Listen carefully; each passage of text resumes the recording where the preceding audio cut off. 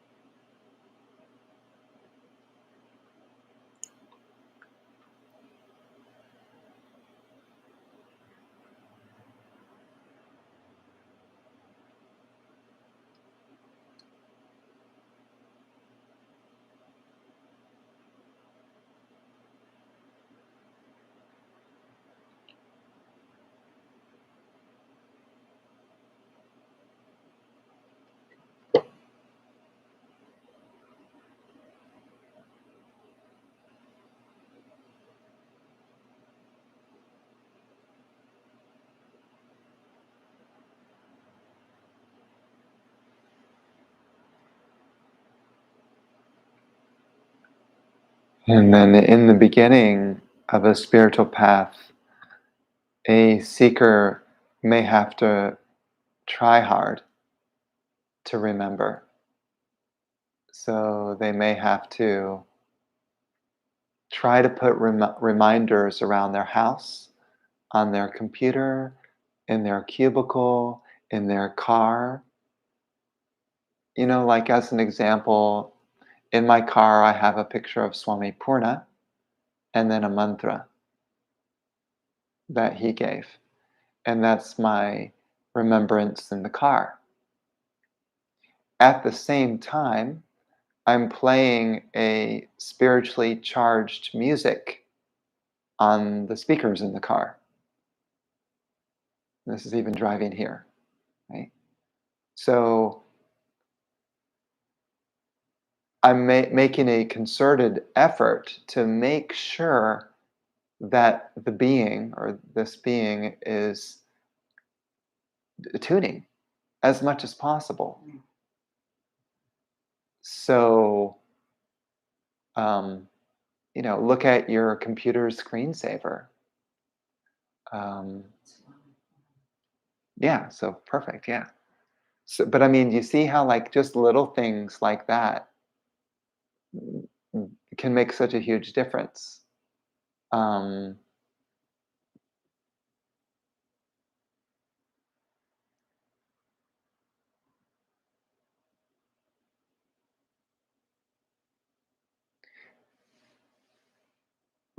I'll tell you a story about this great yogi named Matsyendra, or some people call him Machendra, both, but say Matsyendra. He, Matsyendra or Matsyendranath means the Lord of the Fishes. And it's said that Matsyendra, he lived in India around 1000 AD. They say in India, some people say in Nepal, but I believe it was India.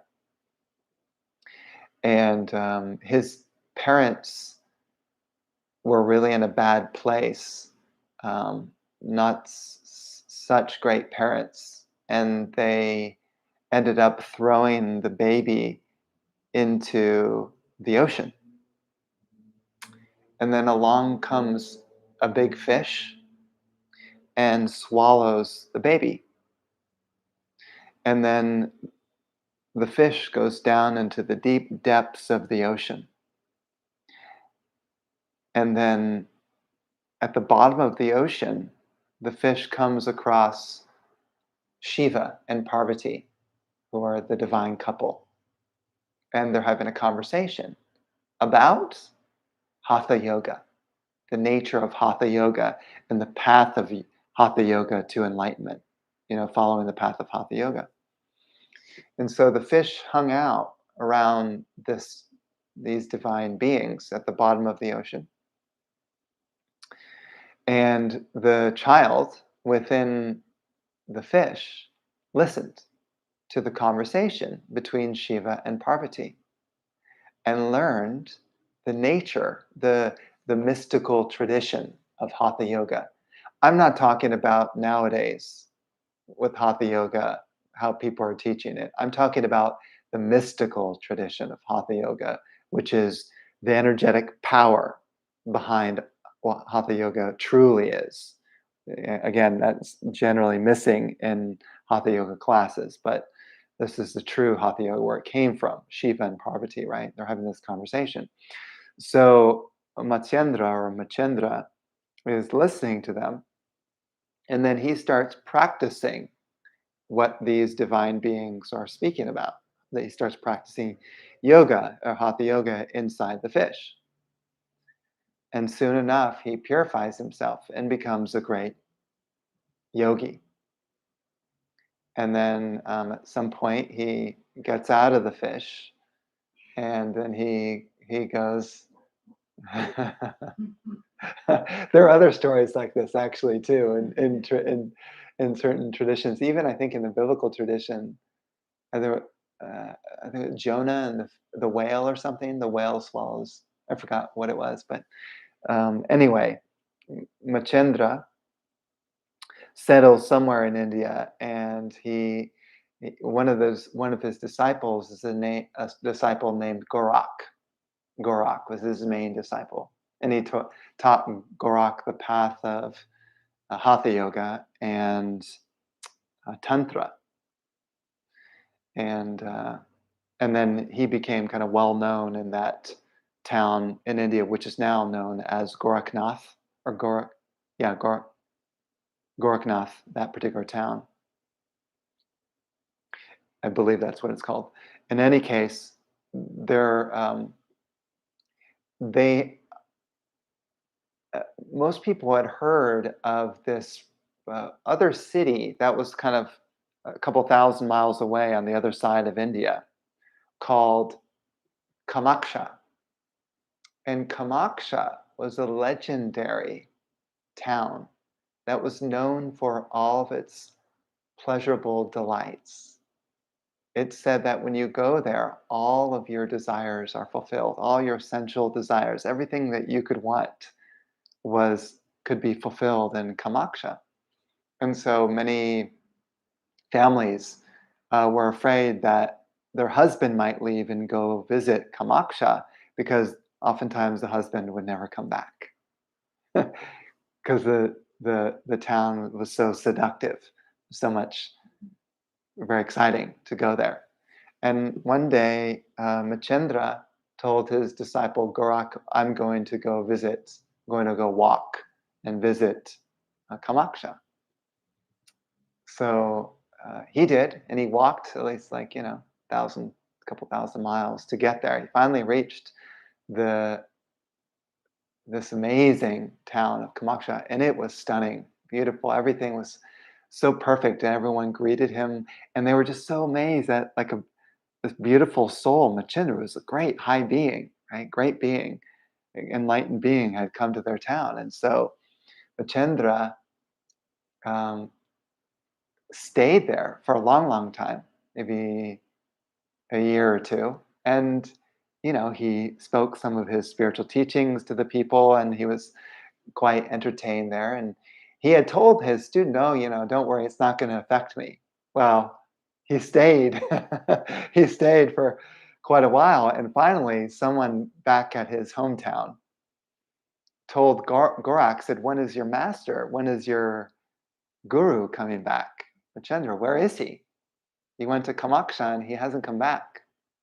So then Gorak decided he was going to make a journey to Kamaksha. So he does. He travels a long, long way. He finally gets there, and when he enters into the town, this town where all of your desires are fulfilled, and he walks through these beautiful streets, and he starts to sing. Jagmachendra Gorakaya, Jagmachendra Gorakaya, Jagmachendra Gorakaya, Jagmachendra, Jagmachendra Gorakaya, Jagmachendra Gorakaya, Jagmachendra Gorakaya, Jagmachendra. Jagmachendra Gorakaya, Jagmachendra Gorakaya, Jagmachendra Gorakaya,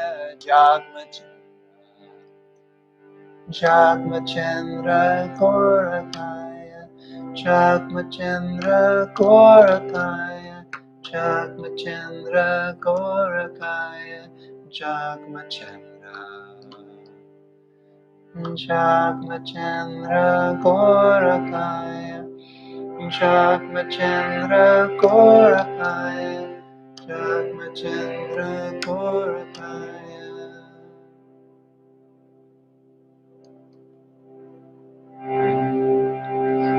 Machendra, awake, Machendra. Gorak has come.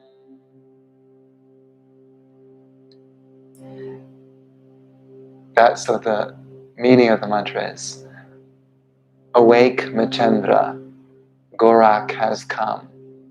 He's singing this at the top of his voice throughout the town for days. He Did he find him?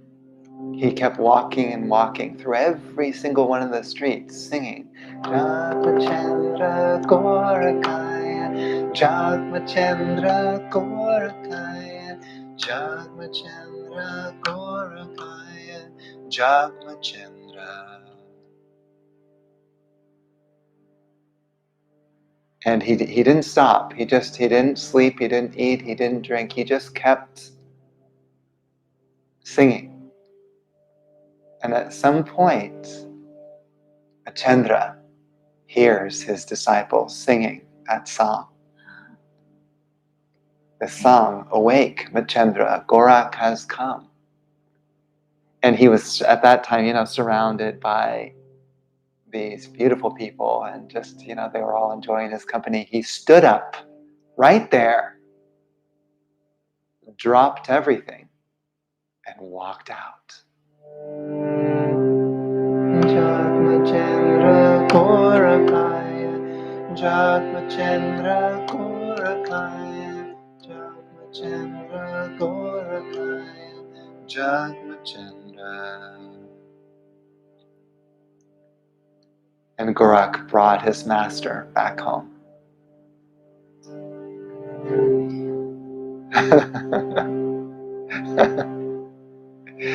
And both Machendra and Gorak are considered as like the primary gurus, the great enlightened beings of that particular lineage, that Hatha Yoga and Tantric lineage. So,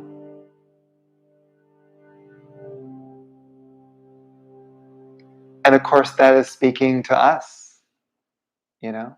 When are you going to stand up and just walk away? You are done with the sort of feeding of this mind that wants to dominate you. When will you just walk away and say, enough, I'm returning home? That's the symbology of that story. That's why we chant that mantra, Jag Machendra Gorakaya, over and over. It's energized. It has an energy of awakening you out of the dream. The mind is Kamaksha, right? Kamaksha is the town where you get all your sensual desires fulfilled. Mind works like that. That's what it is. It's a ball of desires. Even your fears and your aversions are desires. You want to stay away from this person. You want to be drawn towards that person. You want to stay away from that food, but you're drawn towards that food. It's like very much just a whole web of desires that's just consolidated. This is kamaksha. And so how many people can walk away from kamaksha? Right? Very, very seductive mind, sensual desires. Sensual just means senses. Whatever the senses, whatever comes through the eyes and the touch and the taste and the smell and all of that, very seductive. It draws our consciousness out from the center of the heart, which is infinity, into getting things. Simple example would be driving down the street and you see a billboard, and your eyes get drawn to the billboard, and you're reading the billboard, right? See how your mind gets drawn so quickly out of pure consciousness into what's happening out there in the world, and I gotta know. What's that person doing? What are they doing? What are they up to? What's that? It's like the mind darts like a little monkey. How is anyone going to still the mind and go into that holy place when we're constantly training our mind to be like lively little monkeys? How does that? And that's why, I go back so often to this concept of like, what's your obsession? You've got to have an obsession for infinite consciousness, for finding your truth. If you really want to reach the supreme being, you must know what you want. Like the swan that drinks, it's like if there's a bottle of milk and water, the swan knows how to drink the milk and leave the water behind. It's an amazing talent, isn't it? The swan knows. That's the hamsa. You can become the hamsa where you determine what's real for you and what isn't. What do you want? Same thing goes for birds. You get a bunch of birds flying into a seeds, the seeds out there, right? And the birds don't just eat any seeds. The birds choose the seeds that they like and they leave the rest. So then similarly, you are like that bird where you choose the seeds that you like and you choose the thoughts and the habits that you want to feed. You have that freedom of choice. But I will give a caveat to that, and that is if your mind for so long has chased after sensual excitement, then it's very hard to stop the momentum of that mind. It's like a runaway train. Hence, this idea of discipline. We were talking about that even before we even started this gathering. Hence, discipline. You have to put a little bit of discipline and effort into reining in these crazy minds who are attached to the senses. There has to be some discipline. You can't just expect to just come to one song and say, oh, yeah, I've attuned to the energy and it's done and I'm illumined or something. You have to take the principles of satsang into your daily life on a daily basis so that the next time you come again, you can go deeper. Now you're a little bit cleaner. Your consciousness is a little bit cleaner. So therefore, you're more open to Aham Brahmasmi. Then when you chant it, it takes you just a little bit deeper. You go, oh, I felt that. Oh, wow, I've never had that experience before. That's how you develop, and I talk about this, you develop taste. You want to develop, like this satsang can be like nectar. Satya kind of talks a little bit of like that. It's like drinking the nectar. You just drink it and you just want to get drunk. And so when you work on yourself really hard during the week to try to follow some of the principles that you've learned, then you come back and then you tune in a little bit more and you drink it and there's just the honey nectar just is affecting me even more. Oh my gosh. Even and then maybe at some point there's an experience even of a bliss experience. That just means your mind is getting more and more out of the way. When the mind gets more out of the way, there's room for the bliss to appear inside you. That's your bliss body. Everyone has a bliss body. You have a mind body, you have a physical body, you have an intellectual body, you have all these different bodies, but hardly anyone has gone and looked for the bliss body. And when you really, and this is maybe kind of going really far, but I want to say this. When you have let go in this moment of all of your desires in the mind, now you're swimming in bliss.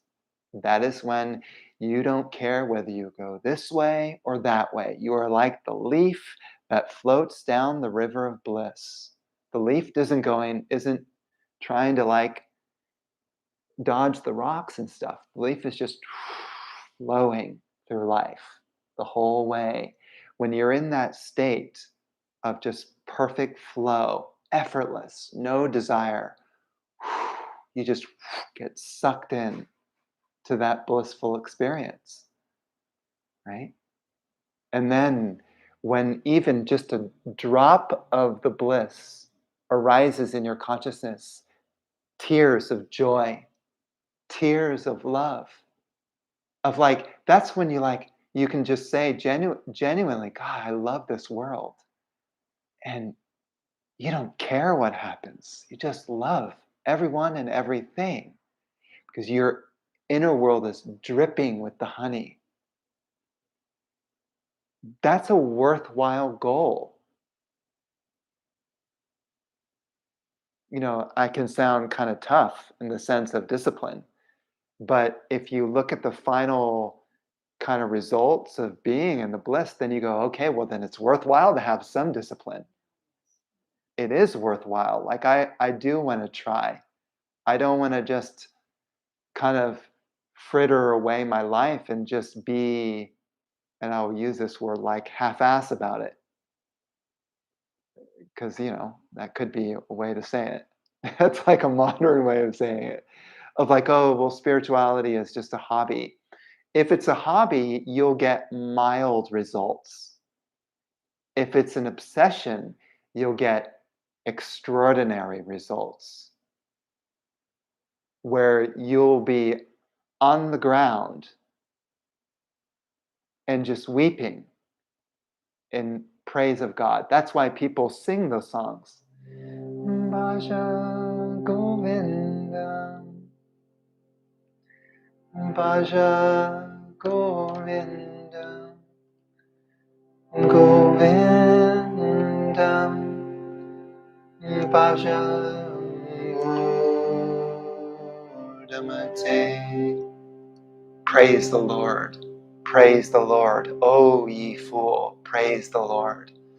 When you're floating in an ocean of bliss,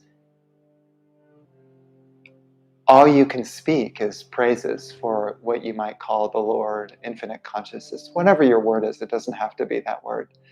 But that's why people make up, that's why that's a song that came from Shankaracharya himself back around 1100 AD, when he's floating in the bliss of joy, of ananda. What else can he sing? What else can he sing when he's crying? Bhaja Govinda, Bhaja Govinda, Govindam, Bhaja Murdamate, Bhaja Govinda, Bhaja Govinda, Govindam, Bhaja Murdamate, Bhaja Govinda, Bhaja Govinda, Govinda, Bhaja Murdamate, Bhaja Govinda, Bhaja Govinda, Govinda, Bhaja Murdamate, Bhaja Govinda, Bhaja Govinda, Govinda, Bhaja Murdamate.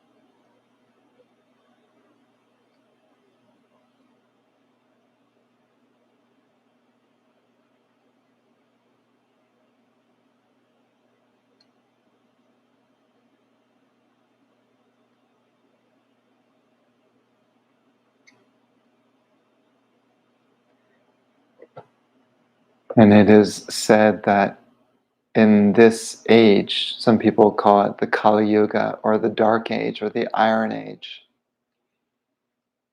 that the easiest way to purify one's consciousness is through mantra. Through mantra. Very easy. You can listen to mantra, you can sing mantra, you can chant it, you can dance to it. So many things you can do with mantra. It's extremely powerful, and you can do it virtually anywhere. I think that's why this room feels so good. This mantra's in it. Yeah, It's never had any other kind of music in it. yeah.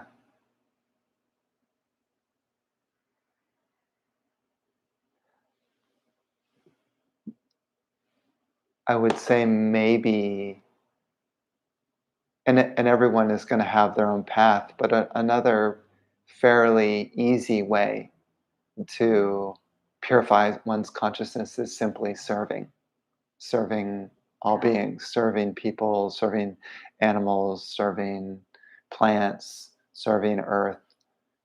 You know, the attitude of how can I serve? That also, especially if you have in mind that all I'm doing is I'm serving the universe, or I'm serving Ram, or I'm serving God, that's where I'm coming from. That also can be a very swift path as well. So some people may be very attuned to that way of walking. Uh, I would say you have your own talent. Yeah, you have your own talent. You know, um, I find myself very much directed toward the devotional path. Um, that may not be quite as common, but for me, I love loving God. So it's a very, in a way, it's a kind of it's an emotional experience. It's an emotional expression. Um, so if I'm singing a song, I'm singing in honor of my God. And one way I really love the Christian music because these hymns are singing about the glory of God. And we don't really know what God is, but let's say God is the infinite, it's the great mystery. And so all we can do is sort of bow down to that great mysterious power that is everywhere and has somehow manifested all of this into creation. It's a sort of stunning thing. And so I spend my time sort of kind of thinking about how I love God. And that's the devotion path. So very, definitely very emotionally oriented. Uh, I've just been attracted to that for a long time.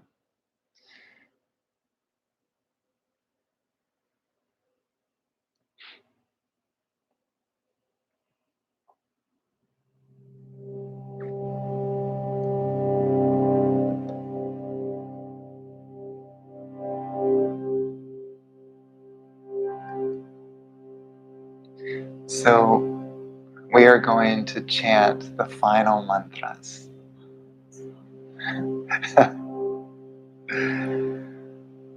And these final mantras invoke and bring forth the presence and energy and power of the Sat Guru.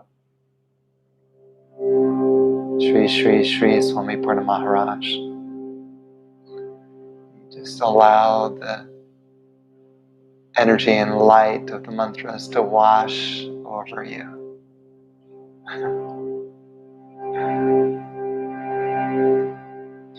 Om Asato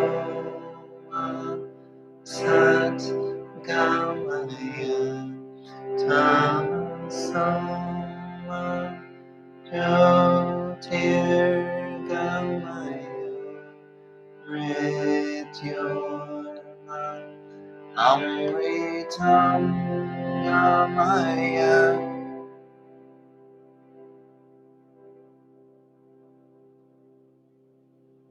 Guru Brahma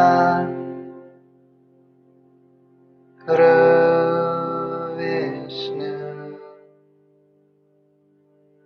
Guru Devo Maheshwara Guru Sakshat Param Brahma Tasmai Shri Gurave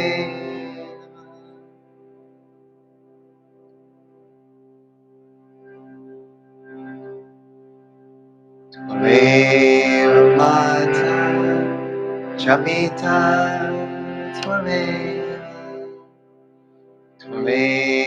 Bandhus Jasaka Tvameva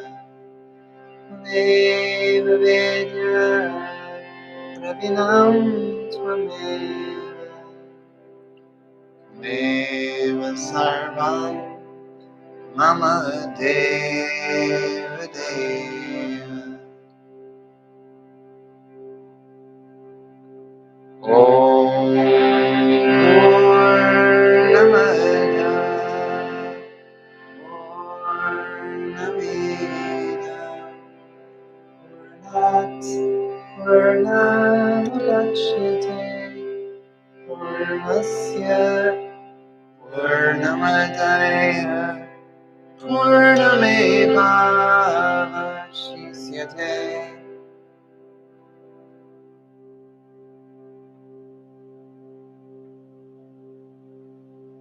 So we place our hands in prayer position in front of our heart. We'll chant together the mantra Om Shanti Shanti Shanti, sending peace to all beings in this world.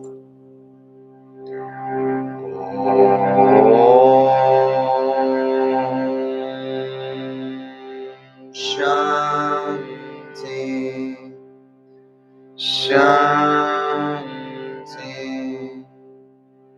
Shanti.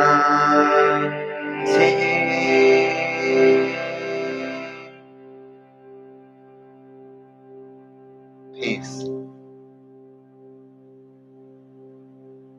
Peace. Peace be unto all.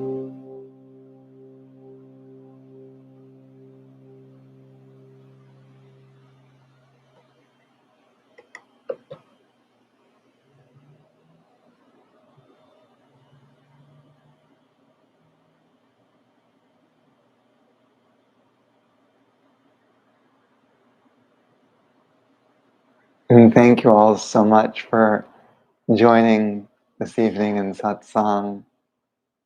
I love to be here with you. May the energy continue to go with you and bless your path. Much love and namaste.